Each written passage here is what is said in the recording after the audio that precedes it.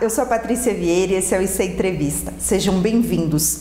No programa de hoje nós estamos recebendo o Dr. Elgi Werneck, que é oncologista da Oncoclínicas Curitiba. Tudo bem, Dr. Elgi? Tudo bem, Patrícia, obrigado. É um prazer poder estar aqui com você, com seus telespectadores. O prazer é nosso em recebê-lo novamente. Hoje a gente vai conversar um pouquinho sobre hábitos saudáveis na prevenção do combate ao câncer. Dr. Elgi, pesquisas indicam que até 2040 o número de casos de pessoas com câncer deve aumentar quase 50%. Ainda podemos fazer alguma coisa? Como diminuir esse número? Sempre podemos, né? A gente bate muito na tecla de diagnóstico precoce, de medicamentos que têm mudado a história, mas nada é mais importante, nada é mais impactante do que não ter a doença. Então, se a gente não tem a doença, a gente não se preocupa com diagnóstico precoce, a gente não se preocupa com cirurgias menos mórbidas, a gente não se preocupa com o efeito colateral de quimio e de radioterapia, porque a gente não tem a doença. Sim. E para que não tenhamos a doença, a gente precisa eminentemente ter hábitos saudáveis. Nós vamos ter alguns minutos para falar ainda pela frente, mas só gostaria de deixar algumas dicas. Primeiro, não existe tolerância para o cigarro, nem para fumar, nem para conviver com quem fuma. E por isso, cada vez mais as pessoas que fumam são segregadas. Elas saem de um ambiente social e ficam fumando sozinho, debaixo de chuva, no sereno, porque ninguém mais quer suportar. Segundo, praticar atividade física e, consequentemente, controlar o peso. A obesidade é a segunda principal causa de câncer, perdendo apenas para o tabagismo. Terceiro, uma alimentação que priorize frutas, verduras, legumes e carnes brancas. Isso é, alimentos pouco processados, que chamamos de alimentos in natura. Vamos deixar de ficar desembalando, desembrulhando. Vamos pegar mesmo, descascar uma fruta. Vamos aprender a comer aquilo que a natureza nos deu, evitando tudo aquilo que tem um processo muito longo de industrialização, porque durante esses processos, esses alimentos eles estão cheios de substâncias químicas e, consequentemente, potencial cancerígeno. Gostaria de lembrar também a cautela que a gente precisa ter com a exposição solar e, não se esqueça, vacinação contra alguns vírus previne o câncer. O vírus da hepatite B, que para nossa sorte a gente toma lá quando nasce, nossos pais nos levam para ser vacinados. Hepatite B é causa de câncer de fígado. À medida que a gente está vacinado, a gente está protegido. E mais recentemente a chegada para todas as nossas crianças, meninas a partir dos 9, meninos a partir dos 11, da vacina contra o HPV.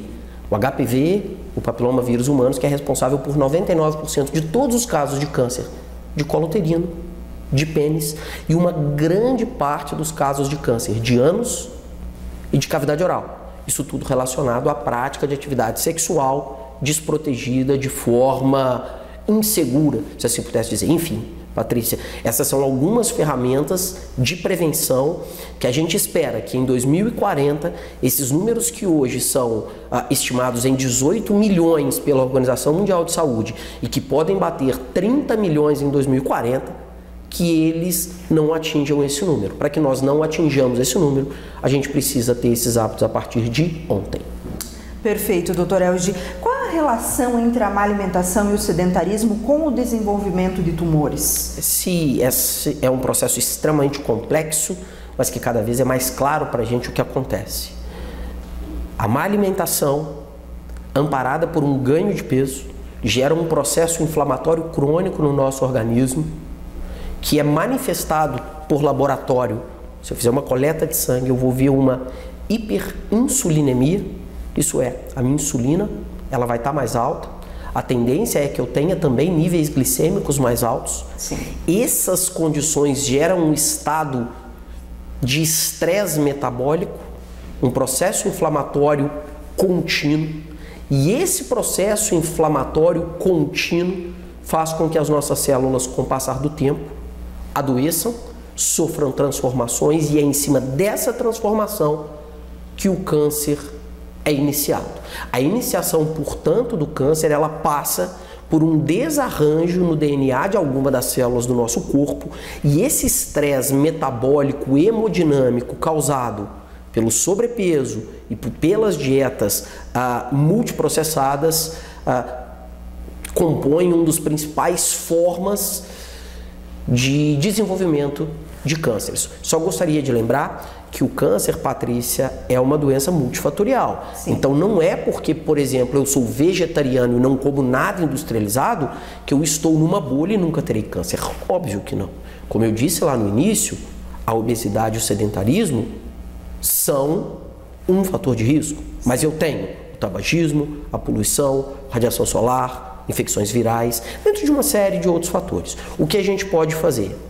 Reduzir todos esses fatores para minimizar. Mas o simples fato de estarmos vivos faz com que estejamos predispostos e que estejamos sujeitos ao desenvolvimento de câncer durante algum momento da nossa vida.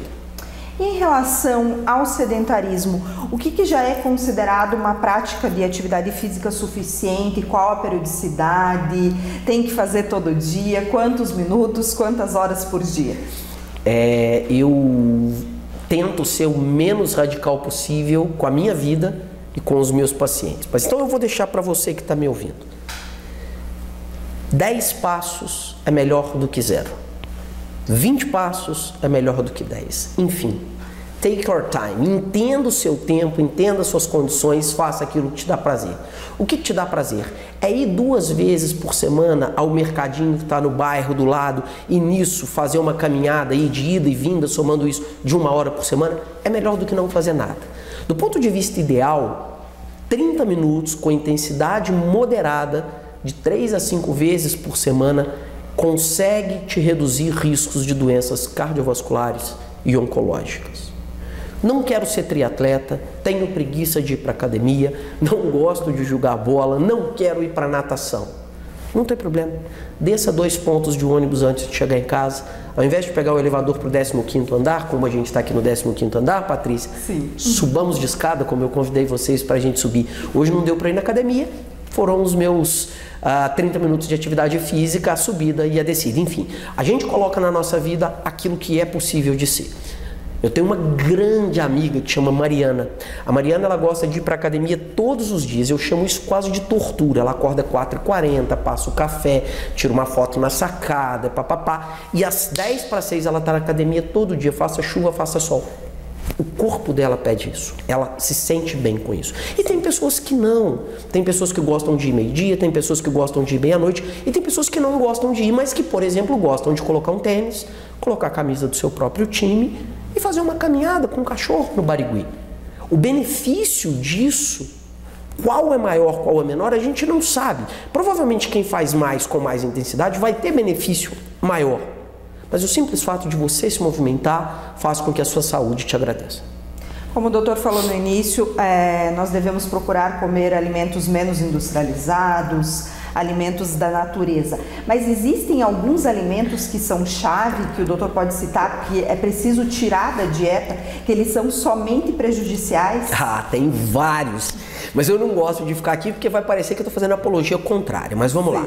Todos esses amarelinhos, vermelhinhos, todos esses coloridinhos, sim, tudo isso, infelizmente, não presta.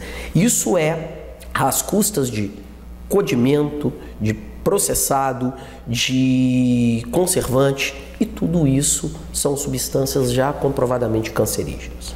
Um outro grupo de substâncias que eu gostaria de lembrar e de trazer aqui são os embutidos, defumados, enlatados, que é uma delícia. Quem não gosta de uma pizza de calabresa? Hoje, sexta-feira, 8 horas da noite, né? A gente controlou a alimentação a semana inteira e hoje uma pizza de 12 fatias, bastante ketchup. Aquilo é defumado. Quem não gosta de uma feijoada no sábado de manhã com aquele paio? Resumo da história. O processo de defumar é um processo que aumenta o risco de câncer de aparelho digestivo, por exemplo, estômago e pâncreas. Existe uma proibição para isso? Não. Mas que tenhamos cautela. Lá em casa, por exemplo, com os meus filhos, eles têm na cabecinha deles que 1 vez por mês a gente pode pedir uma pizza de calabresa e 1 vez por mês a gente pode comer cachorro quente. É 1 vez por mês. Isso foi educado desde os 3 anos do Arthur. Então o Arthur já sabe, não, papai, esse mês, dia 15, a gente comeu pizza de calabresa. Então agora só em maio. E eu vou alternando pizza de frango, a pizza de queijo, uma pizza de legumes, e aí você vai alternando. Mas fica então uma sugestão. Quanto menos processados, melhor. E os embutidos, defumados, enlatados. Só para deixar o nosso telespectador pensando em casa. Quando eu vou para minha terra em Minas Gerais, eu gosto de ir para a roça e eu pesco ali com os meus amigos, meus tios. E o simples fato de colocar o peixe que eu pesquei dentro da cestinha e voltar para casa, aquela meia hora, uma hora, o peixe já chega em casa meio que mal cheiroso, porque muito rápido ele apodrece. Sim. Como uma sardinha dura 2 anos na lata? Vocês em casa pensem e depois vocês me respondem. Sem dúvida. Muito obrigada pelas informações, Dr. Elge. Para quem quer saber mais sobre o assunto, o senhor gosta de falar sobre essas coisas, qual a sua rede social? Por favor, corre lá para o Instagram, Dr. Elge Werneck, Elge ELGE. A gente tem conteúdos todos os dias exclusivamente sobre oncologia, sobre prevenção, sobre diagnóstico precoce, sobre tratamento, sobre inovações. Mas eu só queria fazer um reforço aqui para você, pai, mãe, tio, vovô e vovó. Vacinem seus filhos contra o HPV. Essa talvez seja uma das formas mais eficazes de reduzir esses números daqui a 10, 15 anos, para que nós não cheguemos em 2040 com 50% a mais de casos. A vacinação contra o HPV vai reescrever a história do câncer de colo uterino e de câncer de pênis, tornando essas doenças eminentemente doenças raras. Perfeito. Muito obrigada pela entrevista e pelos esclarecimentos. Eu que agradeço, Patrícia, estou à disposição. Um abraço. Obrigada a você. Se gostou da entrevista, curta. Se quer assistir outras entrevistas como essa, siga nosso canal.